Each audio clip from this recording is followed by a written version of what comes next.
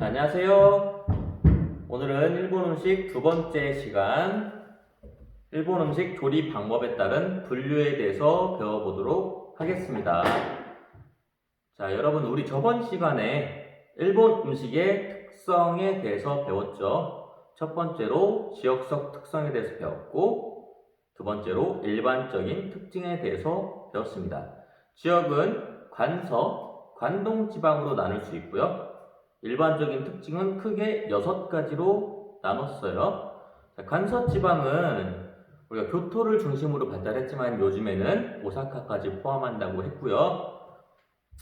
그래서 교요리, 돈이 없어서 소금을 위주로 한 교요리가 많이 발달했고, 땅이 좀 좋아서 재료 자체의 맛을 살리는 요리들이 많이 발달했다고 했고요. 관동지방은 이제 에도 요리가 많이 발달을 했고요. 그리고 이제 땅이 간서보단 좋지 않아서 설탕이나 간장 등을 많이 사용해서 맛을 짙게 낸 요리들이 많이 발달했다고 얘기했어요. 일반적인 특징은 주식과 부식으로 나눠져 있고요. 콩제품인 두부, 유부, 미소, 간장, 나토 등이 많이 발달됐고요. 계절감을 많이 살렸고요. 식재료의 형태와 맛을 잘 살렸고요. 조미료 사용이 적었어요. 그리고 메뉴를 짤 때 조리법을 먼저 정하고 재료를 정한다고 설명했었어요. 자, 그럼 오늘은 조리 방법에 따른 분류에 대해서 공부를 해보도록 하겠습니다. 자, 일본어도 외우고요. 그 종류에 대해서도 배우세요. 총 페이지 179페이지, 책은 읽은 거 다 알고 있죠? 동서양조리 179페이지에서 181페이지까지 할 건데 그렇게 큰 내용은 아닙니다. 한번 알아보도록 할게요. 자, 첫 번째, 맑은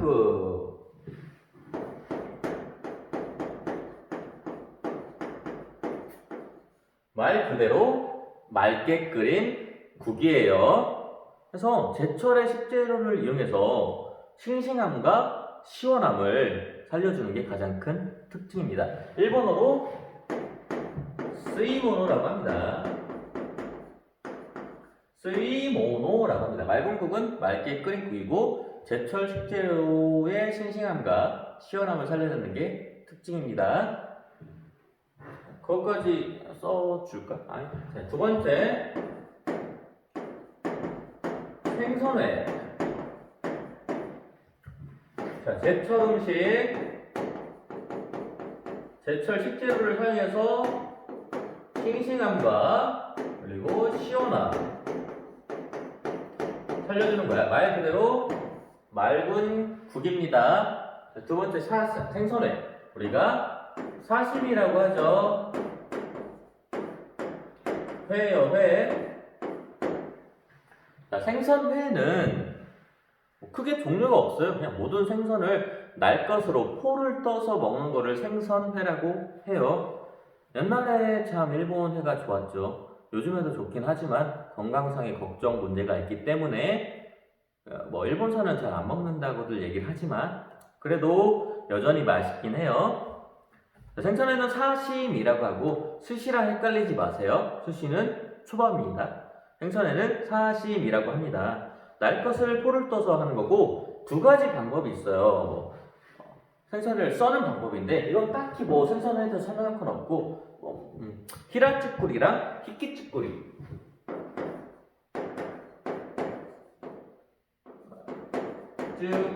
쭈꾸리랑 히키츠꾸리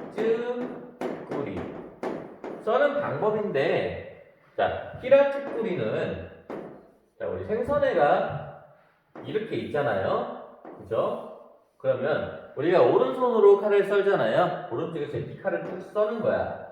쭉쭉 써는데 칼을 손잡이부터 당기듯이 이렇게 쑥 썰어줘요. 여기서 손잡이부터 당기듯이 이렇게 쑥 썰어주는데 이 썰은 거를 그대로 오른쪽으로 밀어서 하나하나 겹쳐주는 겁니다.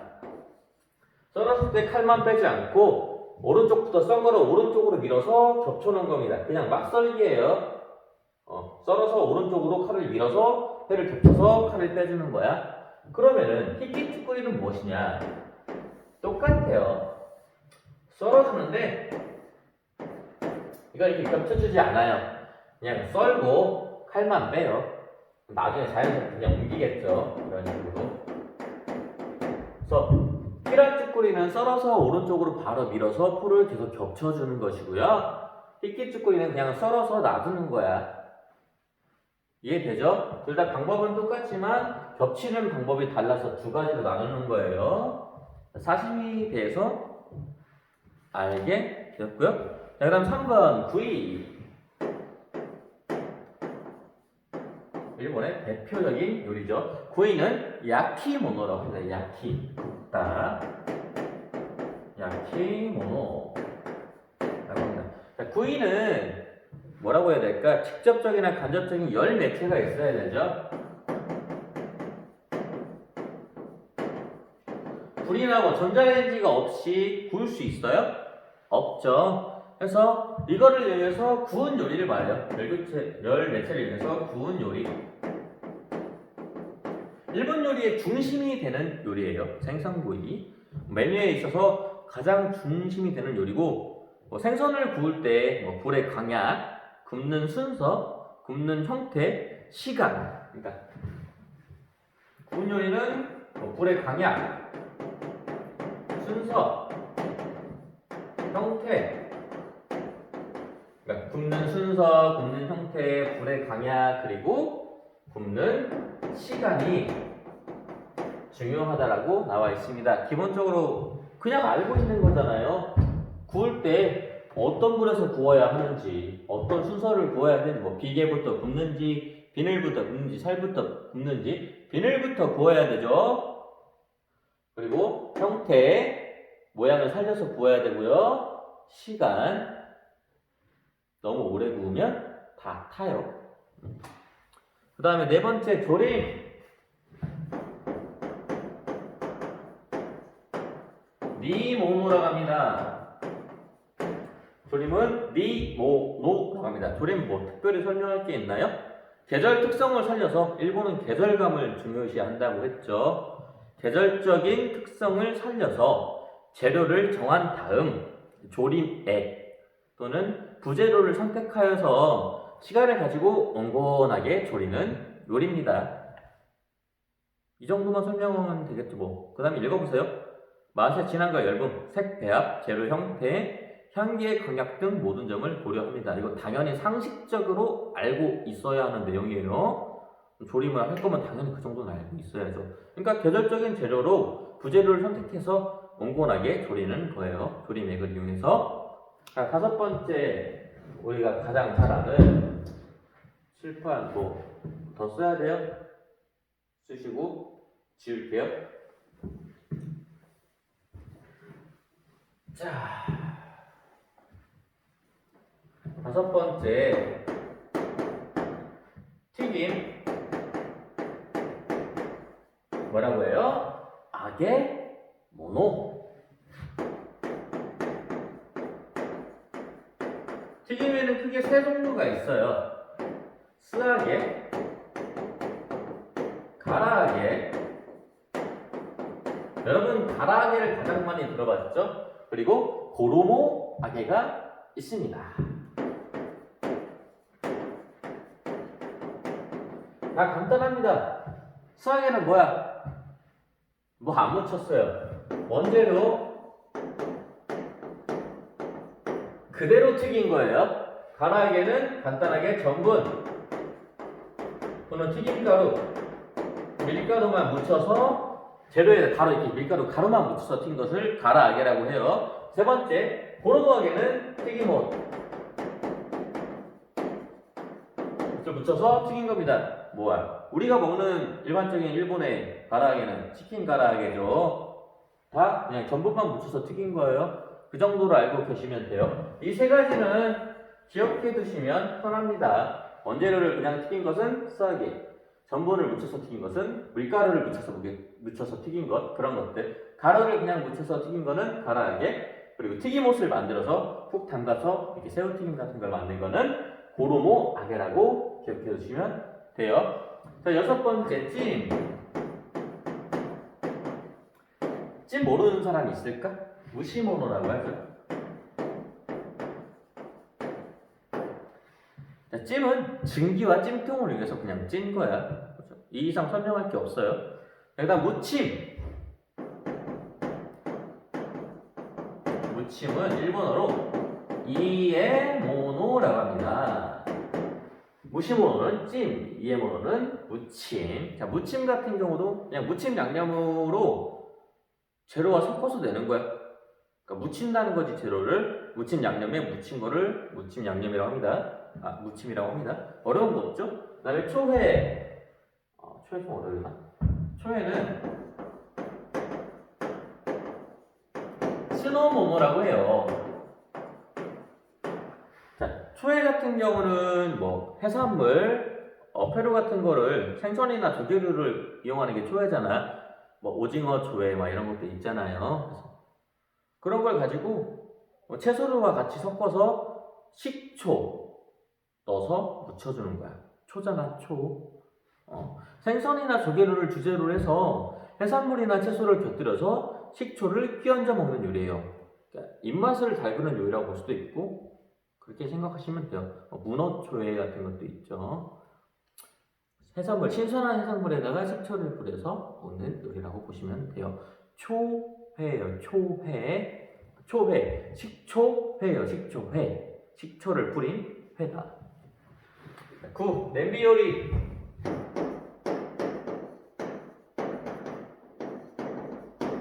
나베모노.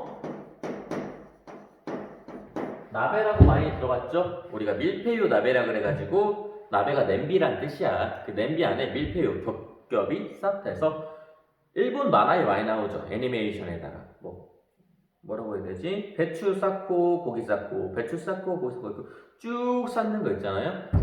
그거를 냄비 요리라고 합니다. 근데 그런 요리도 있고 그냥 전골 요리도 있어요. 소고기 전골 또는 모든 오뎅 꼬치 전골 이런 것들이 있어요. 어패류나 육류 등등 냉동하지 않는 것을 사용해서 잡내가 안 나게 해야 돼요. 무조건 선도가 좋은 것을 해야 국물에서 비린내가 안 나기 때문에 맛있게 먹을 수 있어요. 즉 냄비 요리 전골이라고 보시면 됩니다. 어렵지 않죠? 나베모노라고 합니다. 그리고 여러분들이 가장 잘하는 10번째 덮밥류 많이 들어봤지? 돈부리 리모노 돈부리 많이 들어봤죠? 돈부리는 이 음식을 타는 거라기보다는 돈부리라는 그 그릇이 있어요.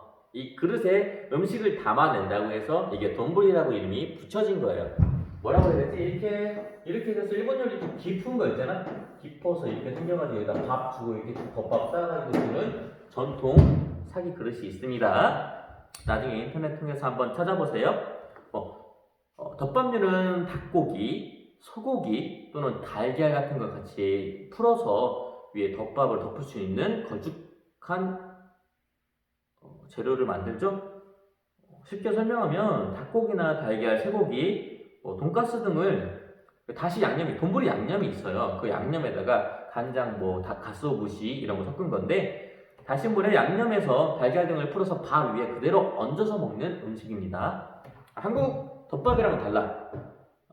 여기는 이제 일반 다심을 가지고 간장이랑 이런저런 부재료 넣고 재료를 끓였다가 온건하게 그게 달걀로 뭉쳐가지고 하나의 틀을 만들어서 위에 그대로 덮어주는 거야, 밥 위에. 그렇게 생각하시면 편해요. 나중에 우리도 만들 거예요, 소고기 덮밥. 그 다음에 11번 여러분이 더 잘 알고 있는 초밥 스시입니다. 초밥은 여러분 알죠? 찹탁 첩찹 찹탁 끝. 이거는 차후에 선생님이 실습 시간에 하나하나 알려줄게요. 보통 2번, 3번 쥐죠? 잡고 레몬물 묻히고 손 씻고 그 다음에 와사비 짚고 잡아서 하나 둘 셋 찹이에요. 이게 보통 3초 안에 끝나는 사람도 있고 1초 안에 끝나는 사람도 있고 자기 하기 나름인 것 같아요. 선생님은 좀 오래 걸려요. 어려워서. 자, 밥을 스시촛물에 비벼서 손으로 살짝 눌러 둥글게 모양을 잡아 생선이나 달걀 등을 얹은 요리로 말하며 요즘에는 채소나 다양한 외국 식재료를 올려서 하는 채소초밥도 나오기도 해요. 반찬물이라고 그랬지, 반찬물. 우리나라 김밥이랑 비슷하다고 보시면 돼요. 우리 김밥 밥 살 때 밥에다가 약간의 참기름과 통깨를 섞어 놓죠. 그래서 맛있게 만들잖아요. 여기도 초밥을 쌀 때 단순무이라고 해가지고 설탕 1, 식초 2, 소금 조금 해서 끓여서 식힌 물이야. 달달한 촛물이지. 이거를 커다란 한길이라고 있어요. 한길이라고 우리 뭐지 일식시간도 있는데 이렇게 커다란 대나무 밥솥이 있어요. 이런 식으로. 여러분이 봤을지 안 봤을지 모르겠는데 이들은 커다란 밥솥에다가 일본 밥을 이렇게 넣고 쭉 식혀. 여기다가 이제 단천물을 집어넣고 단체로 주걱으로 막 섞는 거야. 섞어서 다시 식혀서 그거를 숙성 과정을 지난 다음에 그걸로 초밥을 만들면은 굉장히 맛있어요. 전통 초밥집은 그래서 좋은 거예요. 여러분들이 나중에 기회가 된다면 오마카세라고 전적으로 맡긴다라는 뜻이야. 앞에서 바로 초밥 만들어서 하나씩 올려주는 코스 요리 있죠. 1인당 한 4만원, 5만원이면은 한 12피스 정도로 먹을 수 있을 거예요. 아깝다고 생각하지 말고 그거 하면 이제 코스 요리라 초밥 전에 밥도 나오고요. 끝나고 뭐 후식도 나오니까 배 충분히 부르더라고요. 선생님 배 식가한 거 알죠? 내가 먹어도 배가 불렀으니까 한 번쯤 찾아가서 드셔보세요. 요리사라면 꼭 먹어보시는 게 좋아요. 전적으로 주방장한테 맡긴다라는 뜻이에요. 그래서 주방장이 앞에서 오늘은 이런 초밥이 있습니다. 총 12개고요. 맛있게 드세요. 이렇게 쭉쭉쭉 붙여서 주는 요리를 뜻합니다. 그걸 오마카세라고 해요. 그리고 이제 두 번째란다. 마지막 12번째. 12번째는 절임류입니다. 절임류. 보이나? 밑에 안 보이나? 그럼 지울게. 자, 12번째. 절임류.